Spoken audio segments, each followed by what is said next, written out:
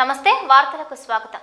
ఇక వివరాల్లోకి వెళ్తే ఆంధ్రప్రదేశ్ రాష్ట్రంలో కూటమి ప్రభుత్వం అధికారంలోకి వచ్చినప్పటి నుంచి రేషన్ బియ్యం అక్రమ రవాణాపై దృష్టి సారించింది. మంత్రి నాదెండ్ల మనోహర్ ఇప్పటికే వందల అక్రమాలను గుర్తించి అధికారులపై చర్యలు తీసుకున్నారు. కాగా గత ప్రభుత్వంలోని అధికారుల కనుసన్నల్లో వేలాది టన్నుల రేషన్ బియ్యం రాష్ట్రంలో ఉన్న వివిధ పోర్టుల ద్వారా విదేశాలకు ఎగుమతి అయినట్లుగా గుర్తించారు. ఈ క్రమంలో రేషన్ బియ్యం అక్రమ రవాణాపై సిబిసిఐడి విచారణకు మంత్రి నాదెండ్ల మనోహర్ ఆదేశించారు. గంగవరం, కృష్ణపట్నం, విశాఖ పోర్టుల కంటే కాకినాడ పోర్టులోనే భారీగా అక్రమ రవాణా జరిగిందని నాదెండ్ల మనోహర్ చెప్పుకొచ్చారు. అలాగే విశాఖ పోర్టు పైన దృష్టి పెట్టాలని అధికారులకు సూచించారు.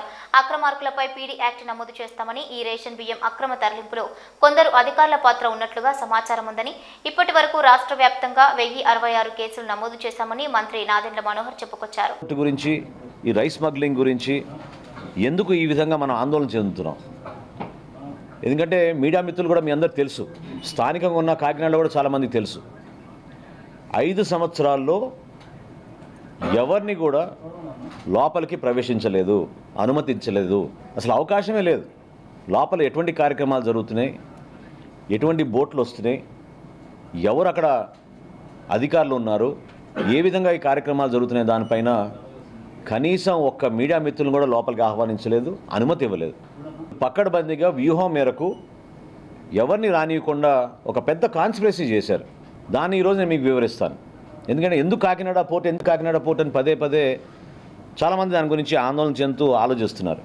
రాష్ట్రంలో 29,000 ఫేర్ ప్రైస్ షాపులు ఉండగా ఈ బియ్యం సరఫరా చేయడానికి వైఎస్ఆర్సీపీ ప్రభుత్వం జగన్మోహన్ రెడ్డి గారు ముఖ్యమంత్రి అయిన తర్వాత ఒక నిర్ణయం తీసుకుని డోర్ డెలివరీ చేస్తామనే ఒక అబద్ధపు ప్రచారంతో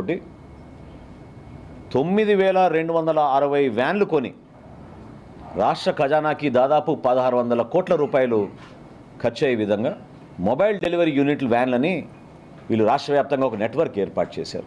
29,000 ఫేర్ ప్రైస్ షాపులు ప్రతి నెల 1వ తారీఖు నుంచి 15వ తారీఖు వరకు ఉదయం నుంచి సాయంత్రం వరకు తెరిచి ఉండి వినియోగదారులు ఎప్పుడు వచ్చినా వాళ్ళకి సరుకు అందించే విధంగా ఎన్నో సంవత్సరాలు జరుగుతున్న ఒక మంచి ప్రక్రియని వీళ్ళు పక్కదారి తీసుకెళ్ళి వాళ్ళ స్వలాభం కోసం ఈ వ్యాన్లు తీసుకొచ్చి ఈ వ్యాన్ల ద్వారా రాష్ట్ర వ్యాప్తంగా నెట్వర్క్ ఏర్పాటు చేసుకుని బియ్యం సేకరించడం మొదలుపెట్టారు. ప్రభుత్వానికి 43 రూపాయల 40 పైసలు ప్రతి కిలో ఖర్చు అయ్యే ఈ బియ్యాన్ని క్షేత్రస్థాయిలో వీళ్ళు 10 రూపాయలకే తీసుకుని వెళ్ళిపోవడం, చాలా చోట్ల మీరు సరైన సమయానికి రాలేదు, వ్యాన్ వెళ్ళిపోయింది కాబట్టి మీకు సరుకు ఇవ్వమని చెప్పడం, చివరికి ఎంఎల్ఎస్ పాయింట్ల దగ్గర నుంచి కూడా గోతాలు తీసుకుపోయే సందర్భాలు ఎన్నో ఉన్నాయి. అది చాలా స్పష్టంగా మనకి ఆధారాలు కూడా దొరికినాయి. తాను వ్యక్తిగతంగా మాట్లాడితే జగన్ ఇంట్లో నుంచి అడుగు కూడా బయట పెట్టలేరని కాంగ్రెస్ రాష్ట్ర అధ్యక్షురాలు షర్మిల ధ్వజమెత్తారు. నాతో వారికి వ్యక్తిగత విభేదాలు ఉన్నాయనేది వారి భావన మాత్రమేనని, అందుకే తాను మాట్లాడేది కూడా వ్యక్తిగత అంశంగా అనుకుంటున్నారని ఆమె పేర్కొన్నారు. విజయవాడలోని ఆంధ్రరత్న భవన్లో షర్మిల విలేకరులతో మాట్లాడారు. పచ్చ కామెర్ల రోగికి లోకమంతా పచ్చగా ఉంటుందన్నట్లు ఉంది మాజీ మంత్రి బొత్స సత్యనారాయణ తీరు, అందుకే నేను మాట్లాడేది వ్యక్తిగతం అనుకుంటున్నారని అన్నారు.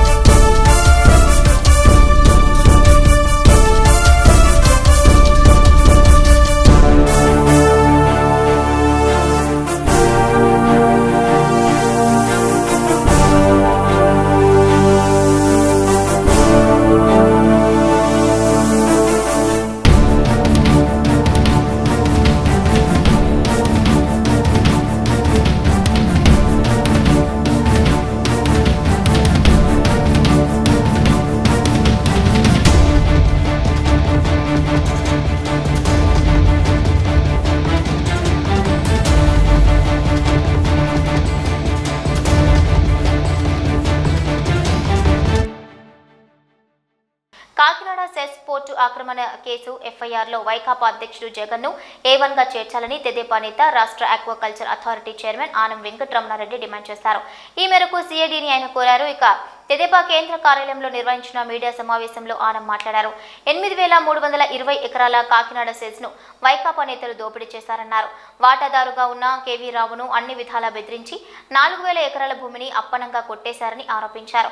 దేశంలో ఎకరాకు 29,000కు దొరకని భూమి జగన్ వర్గీయులకు కాకినాడ సెజ్లో ఎలా దొరుకుతుందని ప్రశ్నించారు. ప్రముఖ కన్సల్టెంట్ రోహిత్ చతుర్వేది ఇచ్చిన నివేదిక ప్రకారం అక్కడ ఎకరా రేటు 50 లక్షల పైచిలకు ఉందన్నారు. కత్తులు పెట్టారు, గన్నులు పెట్టారు, బెదిరించారు, మీటింగులు పెట్టారు, ఇంటికి రమ్మన్నారు. ఆ కేవీ రావుని కాకినాడ సెజ్ 820 ఎకరాలు ఎంత కొన్నారో తెలుసా? వాటా కేవీ రావు వాటా దాంట్లో 48.74% లో ఆయనకి ఆల్మోస్ట్ 4,011 ఎకరాలు కేవీఆర్ గ్రూప్ కి ఉంది. ఈ 4,000 ఎకరాలు ఎంత కొన్నారో తెలుసా? గెస్ చేయండి. 12 కోట్ల రూపాయలు.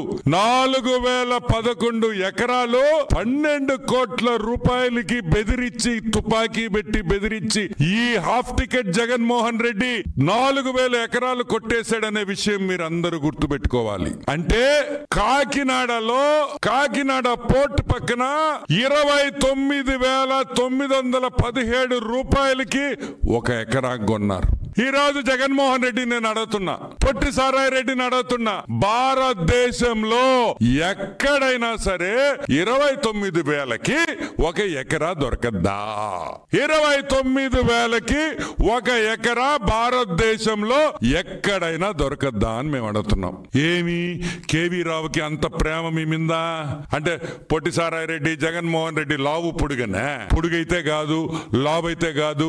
మరి ఏమి చూసి నీకు 29,000 రూపాయలకి 1 ఎకరా ఇచ్చారు? నీలో ఏముందని ఇప్పుడు నేను అడుగుతున్నా. పొట్టి సారాయి రెడ్డి, జగన్మోహన్ రెడ్డి నిద్రని అడుగుతున్నా. జగన్మోహన్ రెడ్డి, నీకు బెంగళూరులో ప్యాలెస్ ఉంది కదా, 1 కోటి రూపాయలకి ఇచ్చేస్తానాక ఇచ్చేస్తావా అని అడుగుతున్నా. నీ బెంగళూరులో ఉండే ప్యాలెస్ నాకు 1 కోటి రూపాయలకి ఇస్తావా? లేదు తాడేపల్లిలో నీ కొంప 1 కోటి రూపాయలకి నాకు ఇస్తావా? లేదు విజయసాయి రెడ్డికి హైదరాబాద్ లో 1.5 ఎకరా ఇల్లుంది, 55,000కి నాకు ఇచ్చేస్తావా? 60,000 వేసుకో. మీరు బెదిరించకపోతే, మీరు గన్ను పెట్టకపోతే ఏ పిచ్చోడైనా 4,000 ఎకరాలు 12 కోట్లకి ఇస్తాడా అని మేము అడుగుతున్నాం. డిసెంబర్ 11న రైతుల తరపున వారి సమస్యల పరిష్కారానికి ర్యాలీగా వెళ్లి అన్ని జిల్లాల కలెక్టర్లకు వినతి పత్రం అందజేస్తామని వైఎస్ఆర్సీపీ అధ్యక్షులు వైఎస్ జగన్ అన్నారు. ఈ సందర్భంగా కరెంటు ఛార్జీల బాదుడుపై డిసెంబర్ 27న ప్రజలతో కలిసి ర్యాలీగా వెళ్లి పెంచిన ఛార్జీలను తగ్గించమని డిమాండ్ చేస్తూ అన్ని జిల్లాల ఎస్సీ సీఎండీ కార్యాలయాల్లో వినతి పత్రం అందజేస్తామన్నారు. జనవరి 3న ఫీజు రియంబర్స్మెంట్ బకాయిల్ని వెంటనే విడుదల చేయాలని డిమాండ్ చేస్తూ కలెక్టర్ కార్యాలయాలకు వెళ్లి వినతి పత్రం అందజేస్తామని అన్నారు. ప్రజలు ఎదుర్కొంటా ఉన్న సమస్యల మీద, మరీ ముఖ్యంగా 3 ప్రధానమైన అంశాల మీద, రైతుల సమస్యల మీద, కరెంటు ఛార్జీల బాదుడు మీద, పిల్లలకు చదువు సంబంధించి ఫీజులు కట్టలేని పరిస్థితిలో ఉన్న పిల్లలు ఎదుర్కొంటా ఉన్న సమస్యల మీద, ఈ 3 అంశాల మీద వైఎస్ఆర్సీపీ డిసెంబర్ మాసంలో ఈ 3 అంశాల మీద గట్టిగా ఉద్యమ బాట పట్టే కార్యక్రమానికి శ్రీకారం చుడతా ఉన్నాం.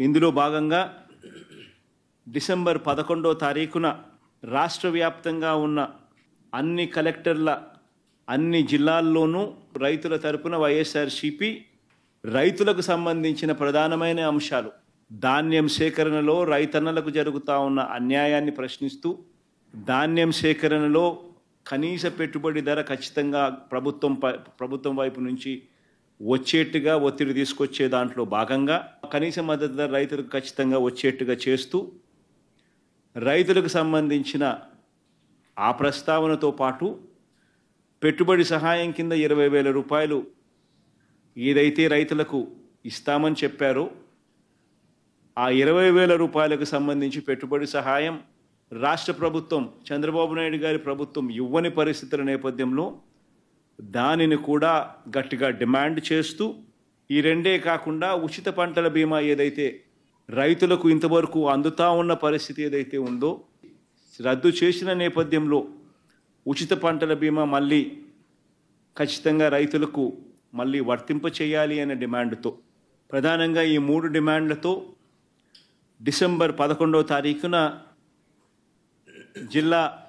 ప్రతి జిల్లాలోనూ వైఎస్ఆర్సీపీ అక్కడి జిల్లా కలెక్టర్లను కార్యాలయాలకు సంబంధించి కలెక్టర్లకు రిప్రజెంటేషన్ ఇచ్చే కార్యక్రమానికి రైతులందరితో కలిసి ర్యాలీగా వెళ్ళి కలెక్టర్లకు రిప్రజెంటేషన్ ఇచ్చే కార్యక్రమం డిసెంబర్ 11వ తారీఖున వైఎస్ఆర్ కాంగ్రెస్ పార్టీ చేస్తుంది. టీటీడీ చైర్మన్ బిఆర్ నాయుడు తిరుమలలో ఆకస్మికంగా తనిఖీలు నిర్వహించారు. వరాహస్వామి విశ్రాంతి భవనం వద్ద ఉన్న దుకాణాలు, హ్యాకర్ లైసెన్స్లను ఆయన పరిశీలించారు.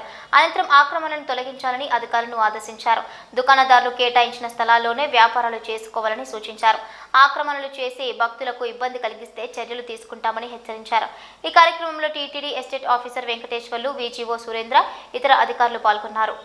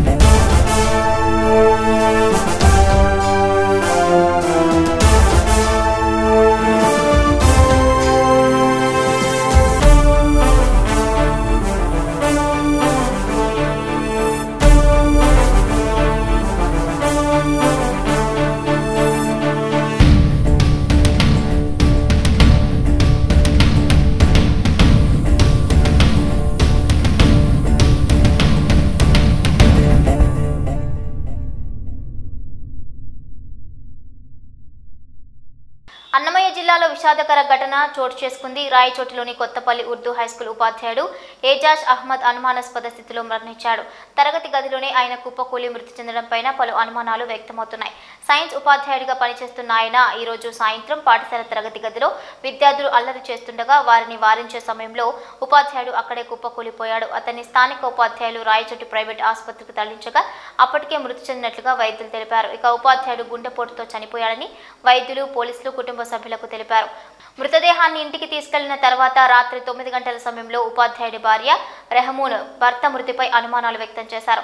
తన భర్తను తరగతి గదిలోని 3 విద్యార్థులు శరీరంపైన, ఛాతిపైన బలంగా కొట్టడం వల్లే చనిపోయాడని ఆమె ఆరోపించారు. పాఠశాల ఉపాధ్యాయులు, పోలీసులు అంటున్నట్లుగా తన భర్త గుండెపోటుతో చనిపోలేదన్నారు. విద్యార్థులు కొట్టడం వల్లే తన భర్త మృతి చెందాడని అనుమానం వ్యక్తం చేస్తున్నారు. వేరే మేడం ఫోన్ చేశారు.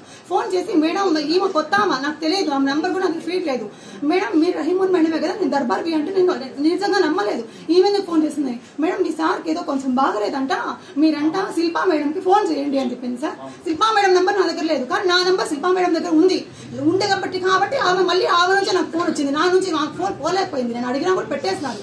ఆమె ఫోన్ చేసి మేడం మీరు కేర్ హాస్పిటల్ తొందరగా వెళ్ళండి అని చెప్పినారు. సార్ అక్కడ వెళ్ళి చూస్తే మా ఇట్లా పండ పెట్టేసి అన్ని వైర్లు కట్ చేసినారు. సార్ ఈసీజీ అని అన్ని తీసేసి ఆడ పల్స్ రేట్ రావడం లేదు. సార్ నేను చూసి మొత్తుకుంటున్నా సార్ డాక్టర్తో. సార్ పల్స్ రేట్ లేవు, ఏంది సార్ పరిస్థితి? ఏం కాదు మా, ఏం కాదు, బాగా అయిపోతుంది, ఈమెను బయట తీసుకుపోండి అంటున్నారు. సార్ ఆయన మొదలుకొని నేను ఎట్ట బయటకు పోవాలి సార్? బయట తీసుకుపోయి వాళ్ళే స్కూల్ వాళ్ళు తీసుకొచ్చి సేవం చేసి నాకు అందిస్తారు సార్. అంబులెన్స్ లో వేసి నేనేం చేయమంటారు? మళ్ళీ ఇక్కడికి వచ్చినాక నేను బట్టలు తీసినాను సార్. మా సాంప్రదాయం ప్రకారం షర్ట్ తీసేతోడికి వాళ్ళందరూ వచ్చి ఒంటి నిండా గాయాలు ఉన్నాయి సార్. నన్ను పిలిచి చూపించినారు. ఈమెమన్నా మచ్చలా, మీ ఆయనకి మచ్చలు ఉన్నాయని చూస్తే ఒంటి నిండా గాయాలు ఉన్నాయి సార్. మొత్తం ఒళ్ళంతా కమిలిపోయి ఉంది. మళ్ళీ కనుక్కుంటే ఏంటంటే 3 పిల్లలు కలిసి స్పెట్స్ తీసి తన్ని కొట్టి చంపేయలే కొట్టినారంట సార్. గుండెల మీద కాళ్ళతో తన్ని ఈ బ్రాస్లెట్ ఏదేదో కడం వేసుకుని కడంతో గుద్దినారంట సార్. అక్కడికక్కడ కుప్పకూలిపోయాడు సార్. వాళ్ళు అంటారు, హెచ్ఎం వాళ్ళు అంటారు కాదు పిల్లలతో సంబంధం లేదు, ఆయనకి బాగలేదు, హార్ట్ అటాక్. సార్ మా ఆయనకు 42 సంవత్సరాలు, ఎటువంటి చెడు అలవాటు లేదు సార్. మేము 6 నెలలకు ఒకసారి మెడికల్ రిపోర్ట్స్ తీసుకుంటాం. ఎందుకంటే పిల్లల కోసం ఎన్నిసార్లు రిపోర్ట్స్ ఉన్నాయి మా దగ్గర, ఎన్ని సంవత్సరాలు 15 సంవత్సరాల రిపోర్ట్స్ ఉన్నాయి. ఒక్క రిపోర్ట్లు కూడా మా ఆయనకి బీపీ అని కానీ, షుగర్ అని కానీ, థైరాయిడ్ అని కానీ, బ్యాడ్ కొలెస్ట్రాల్ అని ఒక్క చిన్న రిపోర్ట్ లేదు, రికార్డ్ లేదు సార్. అలాంటిది ఎవరిని కాపాడడానికి వాళ్ళందరూ హెచ్ఎంలు, టీచర్లు అందరూ కలిసి మూకమ్మడిగా మా ఆయన మీద వేస్తారా సార్? ఇంకను వాళ్ళ మనుషులే సార్, వాళ్ళకి మానవత్వం ఉందా సార్? కళ్ళతో చూసాను మీ స్కూల్లో జరిగింది ఈ సంఘటన. మీరు కాపాడాల్సిన టీచర్ని పోయేసి మీరు ఆ టీచర్ మీద నింద వేసి పిల్లల్ని కాపాడతారా? మీరు పిల్లలు వెనక ఎవరున్నారు? ప్రోద్బలం చేసి పిల్లల్ని చేపించినారు. పిల్లలకి అంత ధైర్యం ఉండదు సార్ ఆ వయసు చేయడానికి. ఒకవేళ చేసే వాళ్ళు ఉంటే వాళ్ళ పేరెంట్స్ వస్తే మీరే చేస్తున్నారు. యాజ్ హెచ్ఎంగా నాకన్నా చెప్పాలి భార్యగా, లేకపోతే రాయచోటి పట్టణ పరిధిలోని కొత్తపల్లి జెడ్పీ ఉర్దూ ఉన్నత పాఠశాలలో ఉపాధ్యాయునిగా పనిచేస్తున్న సిఎస్ అజియాజ్ అహ్మద్ బుధవారం అనుమానాస్పదలో మృతి చెందాడు. ఈయన మృతి పట్ల రాయచోటి నియోజకవర్గం టీడీపీ నాయకులు డాక్టర్ లక్ష్మీ ప్రసాద్ రెడ్డి గారు ఉపాధ్యాయుని ఇంటికి వెళ్లి వారి కుటుంబ సభ్యులను పరామర్శించారు. ఈ సందర్భంగా టీడీపీ నాయకులు డాక్టర్ లక్ష్మీ ప్రసాద్ రెడ్డి మాట్లాడుతూ ఉపాధ్యాయుడు అజియాజ్ అహ్మద్ మరణించడం బాధాకరంగా ఉందని, ఆయన ఆత్మకు శాంతి కలగాలని ఆకాంక్షించారు. భగవంతుడు ఆయన కుటుంబ సభ్యులకు మనోధైర్యాన్ని ప్రసాదించాలని కోరారు.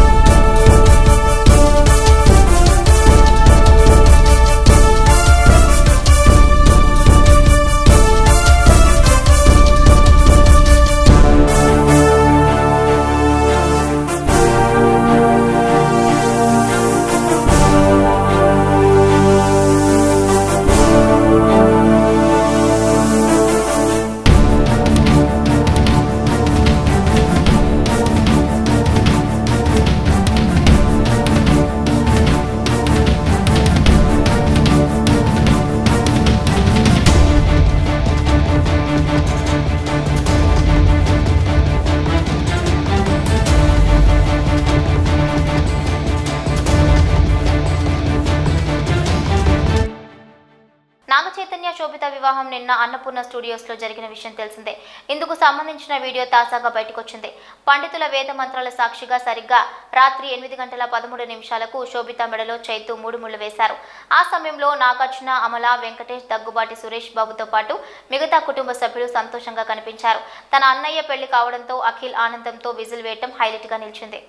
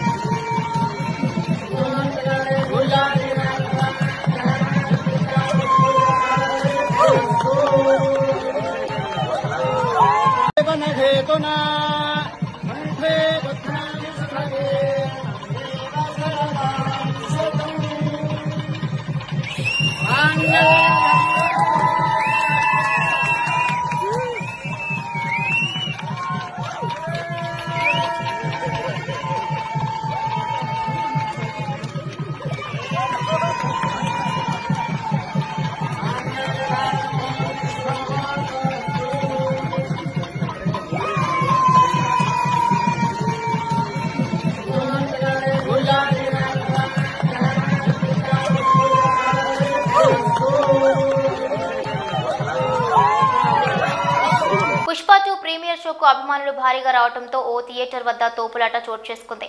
ఈ క్రమంలో ఓ బాలుడు తీవ్ర అస్వస్థతకు గురయ్యాడు. పక్కనే ఉన్నవారు సిపిఆర్ చేసేందుకు ప్రయత్నించారు. అతని పరిస్థితి విషమంగా ఉన్నట్లుగా తెలుస్తోంది. ఇక దీనికి సంబంధించిన వీడియో వైరల్ అవుతుంది. అయితే ఇది ఎక్కడ జరిగిందో తెలియాల్సింది. మరోవైపు ఆర్టీసీ క్రాస్ రోడ్ సంధ్యా థియేటర్ వద్ద రాత్రి జరిగిన తొక్కిసలాటలో దిల్సుఖ్ నగర్ కు చెందిన రేవతి అనే మహిళా ప్రేక్షకురాలు మృతి చెందింది. ప్లీజ్ ప్రెస్ వాళ్ళు ప్లీజ్ ప్లీజ్ ప్లీజ్ మీరే కోఆపరేట్ చేస్తున్నాం అందుకే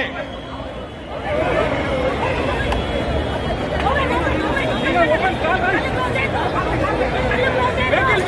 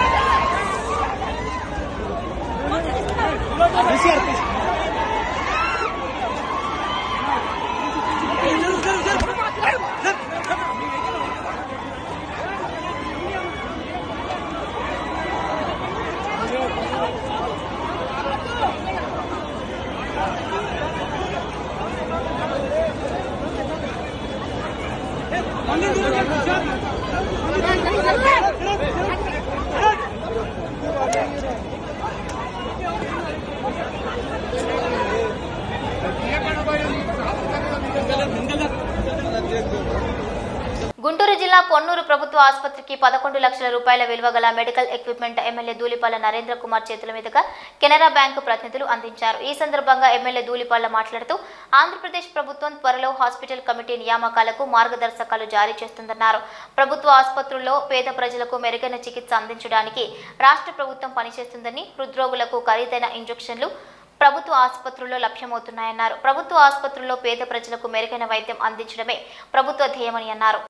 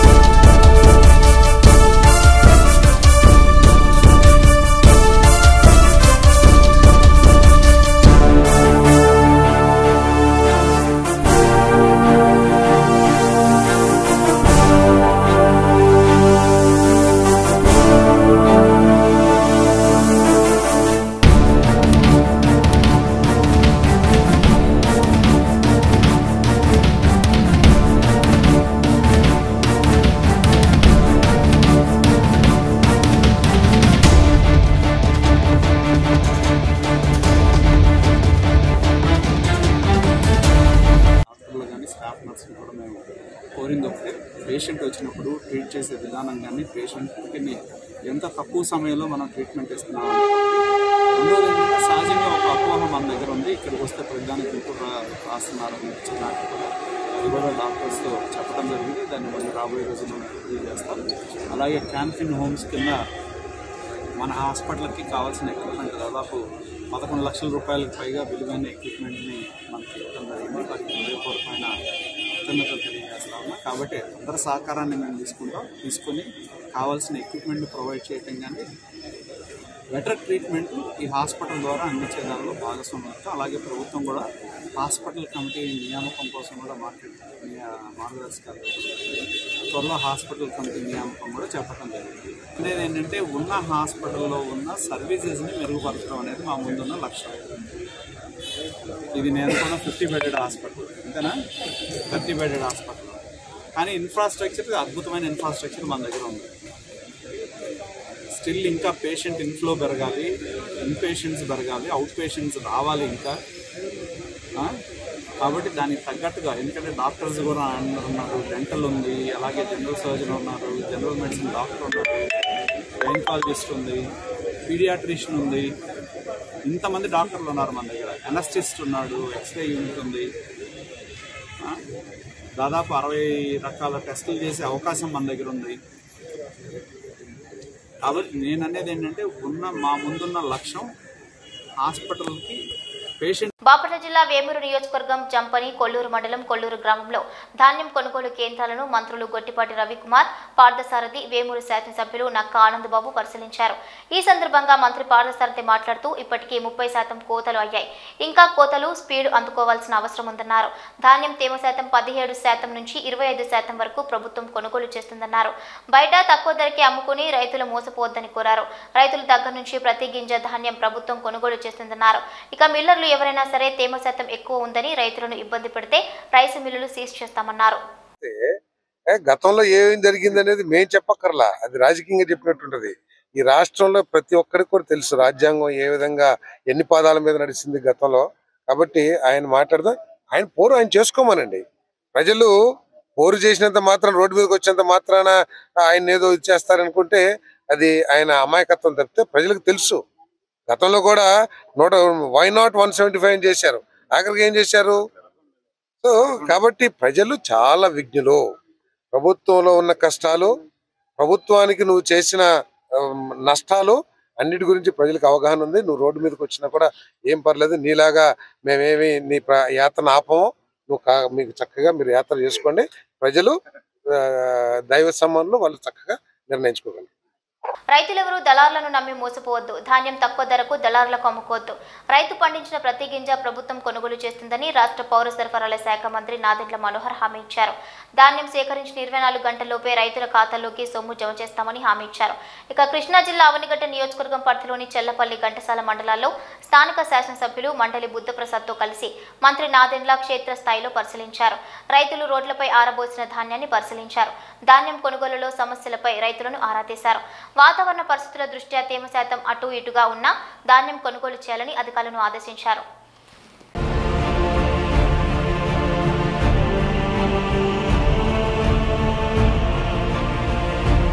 మీకు కనీస మద్దతు ధర ఇచ్చే బాధ్యత మాది. సరేనా? ఖచ్చితంగా ఇస్తామమ్మా. 24 గంటల్లోనే మీ ఖాతాలో డబ్బులు పడిపోతాయి. ఇబ్బంది ఏం లేదు. సరేనా? తేమ శాతం కూడా ఎక్కువ లేదు. మీరేం టెన్షన్ పడవసరం లేదు. సరే, నేను అధికారులు పంపిస్తాను మీ దగ్గరికి. పేరు నమోదు చేసుకుని వాళ్ళు మిమ్మల్ని ఎట్టి పరిస్థితుల్లో కూడా వాళ్ళే మీకు సహాయం చేస్తారు. సంచులు ఉన్నాయా? తెప్పిస్తాను. సంచులు గోతాలు తెప్పిస్తారండి, మీకు ఇబ్బంది లేకుండా. ఓకేనా? గోతాలు తెప్పించి మీకు అందిస్తాను. ఇబ్బంది లేకుండా చూసుకోండి. మీది సుల్తాన్ నగరం ఏరియా.